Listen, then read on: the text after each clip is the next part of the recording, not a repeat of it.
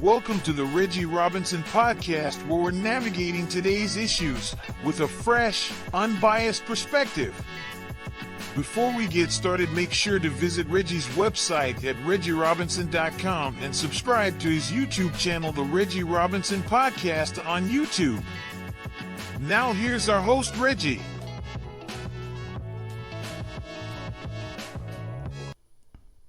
Hey, what's up, everybody? This is Reggie, the host of the Reggie Robinson Podcast. Thanks for checking out this video. Today's video, we're going to talk about the school-to-prison pipeline and its impact on black students.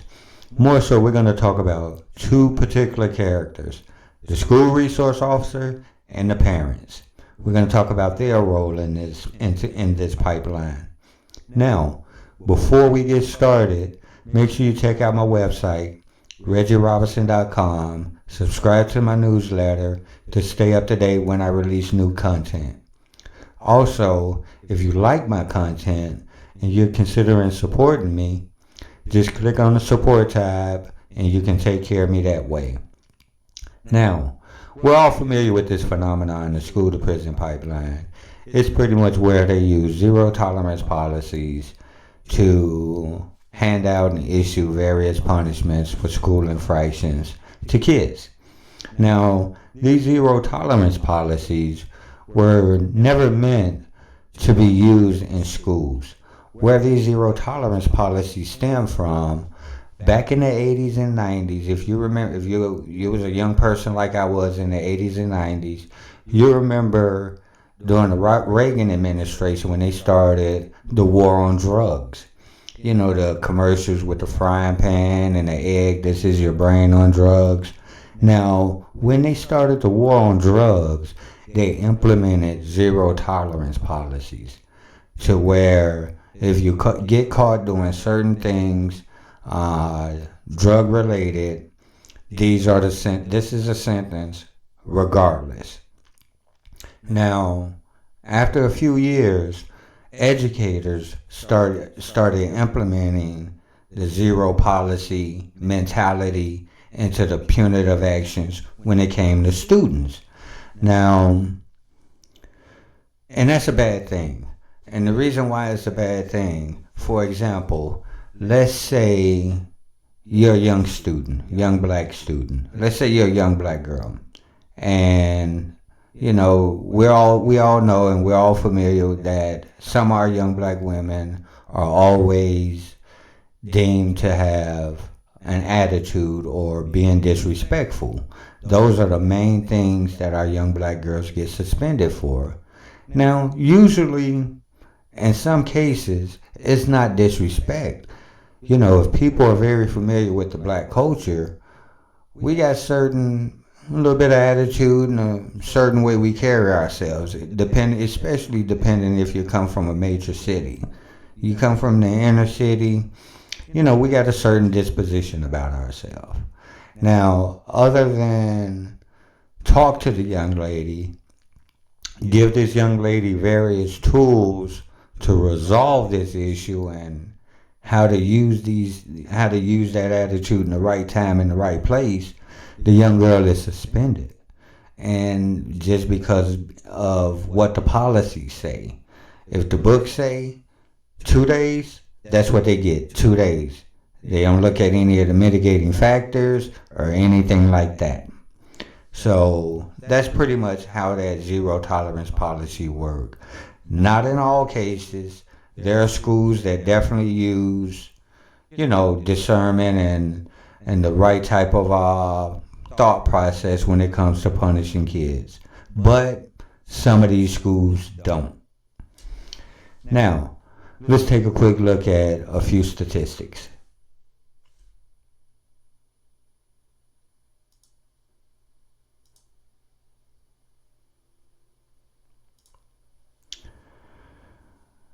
All right, this is from the ACLU website. It's an infographic. All of these links that I share and show, all of this will be in the show notes and on my website.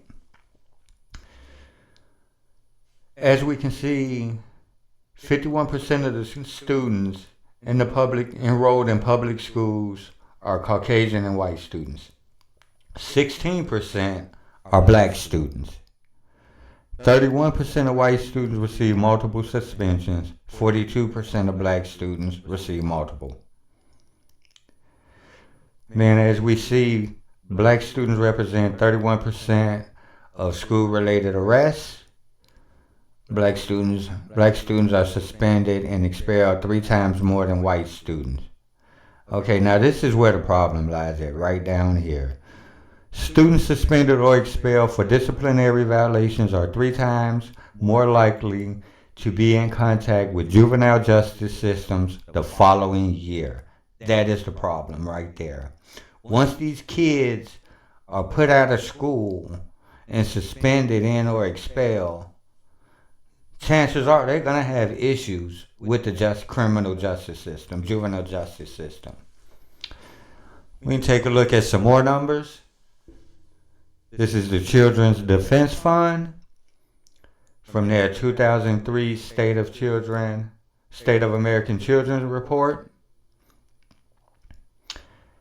In 2001, we had 292 youth locked up in adult prisons. 41% of them are black. Okay? Now remember, black youth make up about 16% of all population in America, all youth population in America. As we see, 1 in 3 black children. Look at that.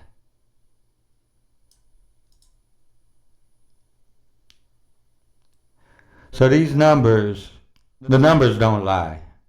And here's the states that's locking our children up with adults the most. Florida, Connecticut, Ohio, Mississippi, and Arizona. Okay. So now that we see the numbers and what's happening to our children, let's talk about these resource officers. Now this is from the Center of Public Integrity.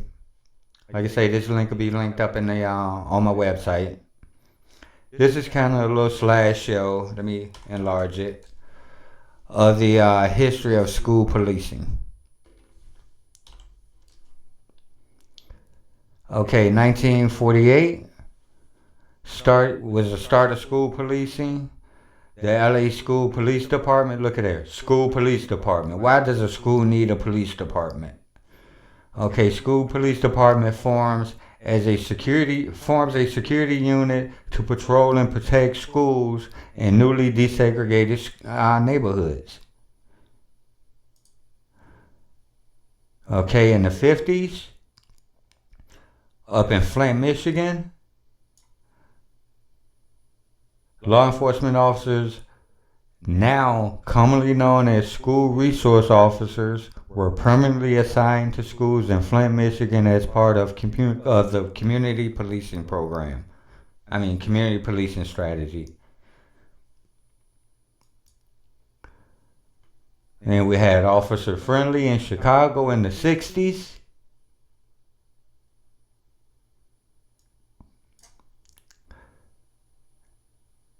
Now, we're going to talk about Slick Willie, Mr. Clinton, former President Bill Clinton.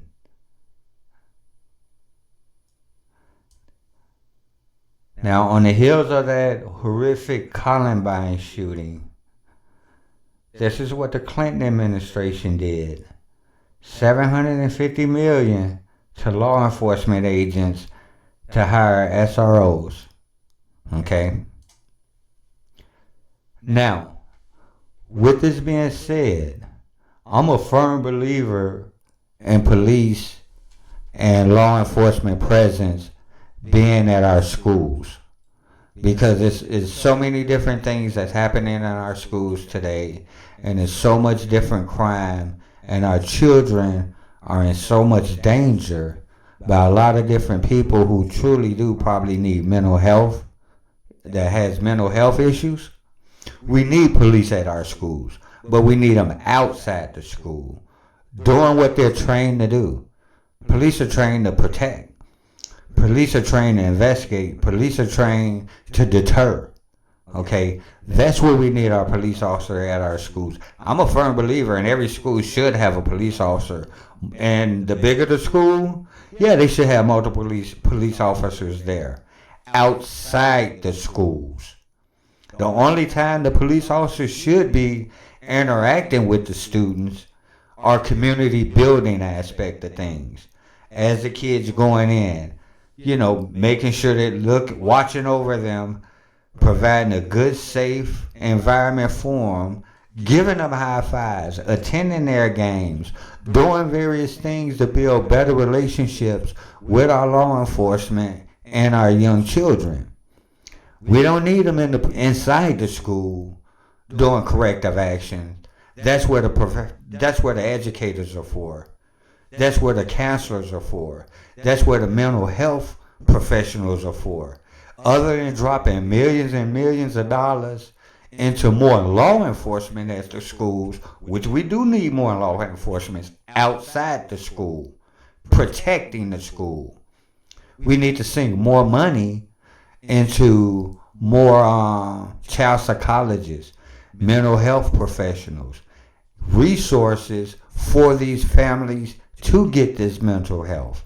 Because a lot of these kids come from families of history of mental health, drug abuse, physical abuse, and all these other things that plague impoverished neighborhoods. So I'm a firm believer in police presence at schools. Very firm believer. But outside the schools, not in the schools. We need those that's trained how to deal with the young mind, trained how to deal with our kids from a psychological aspect on how to take care of these kids and grow them. Here, let's take a look and see at how our SROs and our police officers are being trained. Now, this right here is on the Arizona Peace Officers Standards and Training Board. Okay? This is their basic curriculum and lesson plan. Now, before I get started with this, now I'm very much so well aware that this is only the basic what they go through in their basic training.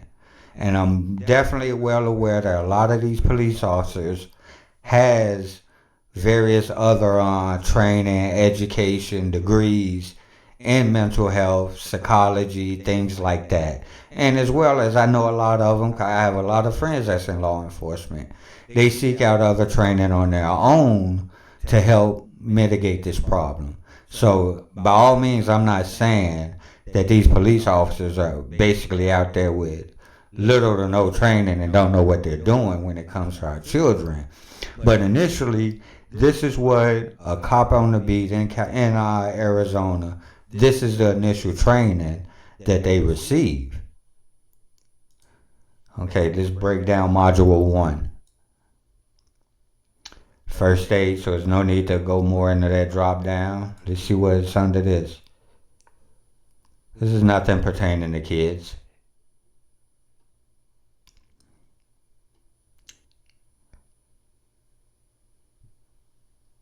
Okay. That's Module 1. Well, we're still in Module 1. Module 1.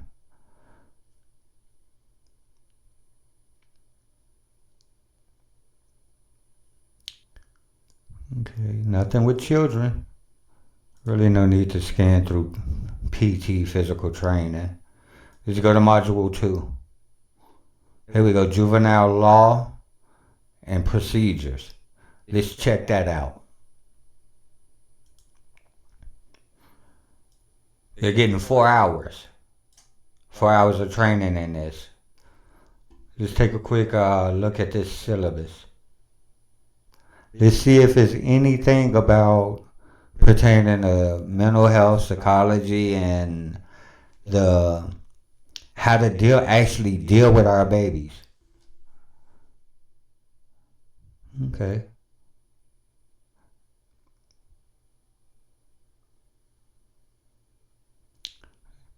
So far, nothing.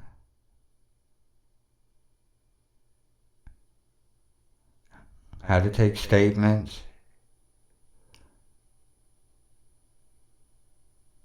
charges, things of that sort.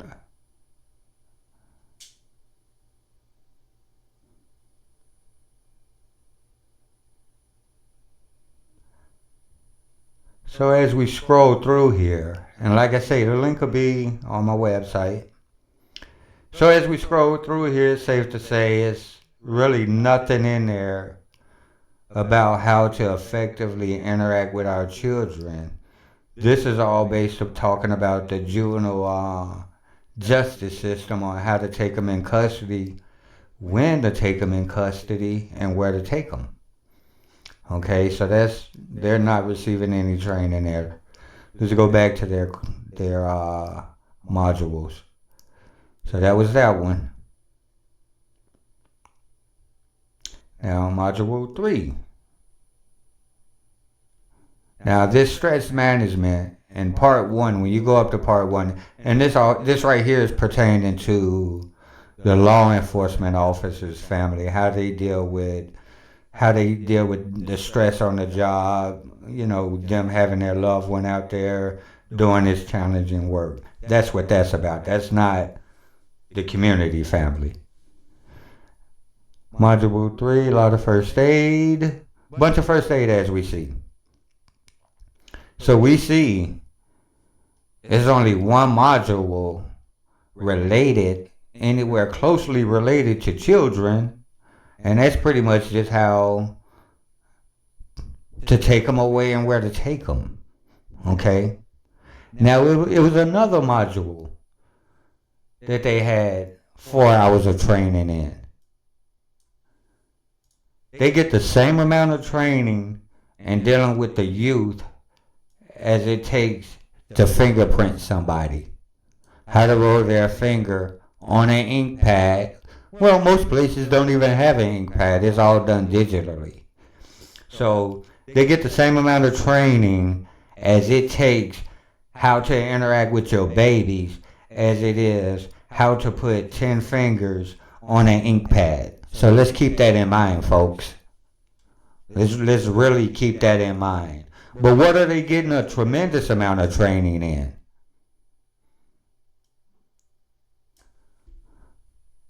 Report writing. So 28 hours. 28 hours. A week's worth of training in essence. Okay? Dealing with your baby, they get a little bit of time after lunch. And they're probably not paying attention, because we all know what happened after we eat lunch. We get tired and we don't pay attention. So they're probably doing this after lunch. But when they get your baby in those handcuffs, and you wonder why you don't see your little sweetie pie and your little sugar no more, this is why. Because they're spending a week on how to ensure that they keep your baby locked up. That's what they're doing. They spend 4 hours on how to lock your baby up and 28 hours on how to keep your baby locked up. That's why when little Dante get taken away and you don't see him no more, is because they have done a thorough job at what they do to ensure that they got an airtight report. Okay? This is why your baby stay locked up and stay in that system. And we're going to take a quick look at how they're treating our babies once they lock our baby up. Okay? We're going to take a quick look. Of 2019, a 6-year-old student named Kaya was sitting in her school's office. Okay, she's gonna have to come with us now. That's a police officer. This video comes from his body camera. At first, it seems like Kaya doesn't know what's happening. What are those for? No, I wanted the dog. Oh, I was in school. I just saw you. Earlier that day, Kaya had a tantrum. 3 school employees said that she had kicked them. You know what? The school called You the police. get that fat head punk off my freaking screen. You take that sissy off my screen. It's a damn shame that an adult male would take a little baby girl. Yes, she does need to be disciplined for her actions. No one says she doesn't. That little child does need to be disciplined because at her age, she needs to learn right now that kicking her teachers is not right. But that fat meathead put that baby in handcuffs. Are you fucking kidding me? Excuse my language, but this shit pisses me off. Is that the best way you can think of to handle a child? How about call their mother? How about call mom? Wait till mom get up there. Let mom deal with her. But then, now we're going to talk about part 2. We're going to talk about the parents. Because we can sit here and make it seem like that, yeah, the justice system is doing all this and doing all that. And they mistreating our babies and they not giving our babies a chance. What is mom and dad doing? How is mom and dad letting it get to the point where their children are getting locked up like this? Okay. First off, mom and dad should be teaching their children how to act and the importance of school. Not just it's important to go to school. You have to teach them the importance of what to do while they're at school. And the reason why they're at school. They're not there for social reasons. They're not there to get funky and sassy with the teachers. They're there for one reason and one reason only. To learn and make themselves better. Because it's been proven that education in America is the number one path to success and out of poverty. I'm a prime example of it. I'm definitely a prime example of it. Okay? So what are these parents doing? The parents are doing nothing but sitting back at home, watching all this crazy crap on YouTube, watching this crazy stuff on TikTok, making the hot chewy chick, making her famous, and stuff like that, and they're allowing our kids to go to school and act like they don't have any discipline. This is a parent problem. We can talk about the community. We can talk about the policies. We can talk about the police, the educators. We can talk about all this crap. But when you look back at the majority and a lot of these kids that this stuff is happening to, they come from a family of nothing but bad people. Come on now, all my black folk that grew up in the hood, West Side Chicago, Cleveland, Baltimore, this, that, the other. You know that entire family, multiple generations, that whole family is known but to be nothing but badass kids and badass adults. This is a parent thing. This stems from parents.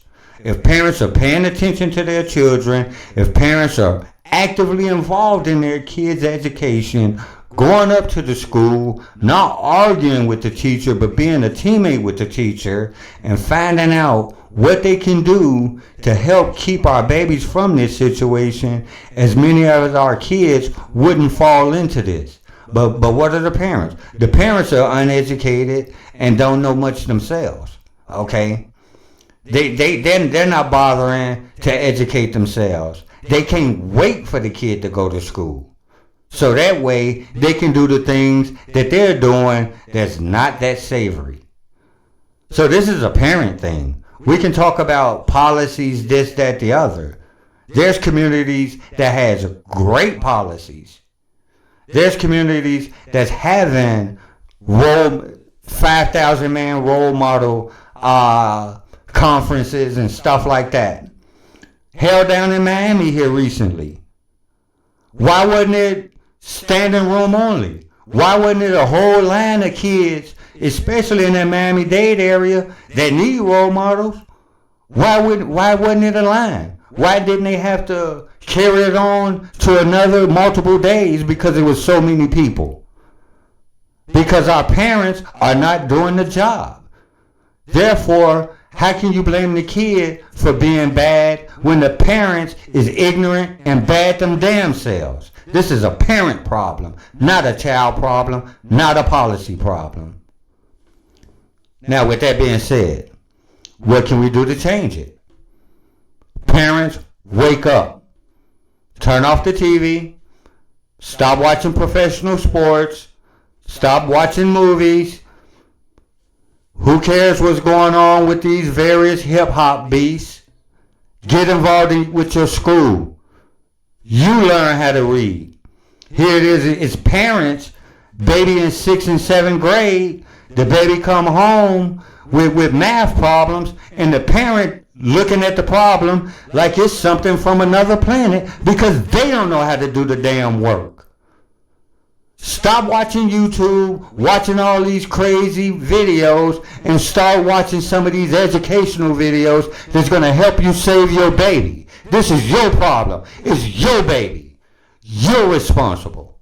Now, with that being said, make sure you check out my website, ReggieRobinson.com, and let's get this problem started. It starts at the house, not with the police, not with policies. Parents, lazy parents, get involved.